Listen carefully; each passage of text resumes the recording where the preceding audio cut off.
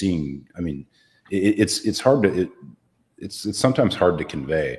Gaza is a population of half children. It's literally half children. The majority of the population is under 18. I think about 40% are under 15, and 15% of people are under the age of 5. There's children everywhere all the time. And Palestinians have, it's for people who haven't, I've spent a fair amount of time in the West Bank and now in Gaza as well. For people who, and I'm not Palestinian, I don't have any ethnic or religious connection to the conflict. So for people who haven't spent time there, it's hard to convey, and I think Mimi will probably back me up on this. It's hard to convey how fanatically dedicated the Palestinians are to their children. It's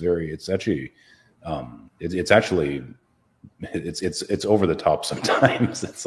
It's kind of extreme, but it's because they're taken from them all the time. This is not, October 7th is not the first time children were killed en masse in Gaza.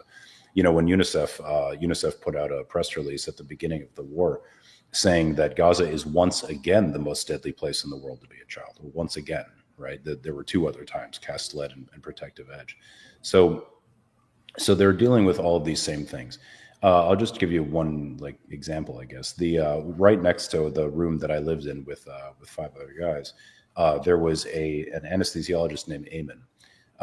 He and I did several cases on a young girl together, and he spoke English quite well, so I could get to know him. And one day I was walking out of our room and I saw him coming out of his, and I realized there were 3 or 4, I can't remember now, young women in the room with him. And I thought, oh, they must be his daughters. So then when we were coming back from an operation that night, I said, Eamon, are those your daughters in the room with you? And he said, yes, they are. We're walking outside, it's dark, he's smoking, I can picture it in my head. And I realized his wife must be dead. That's the only reason she wouldn't be there. But nevertheless, I didn't want to burden the guy. But I asked him, I said, where's your wife? And he said, oh, my wife and my only son were killed in an airstrike on our home.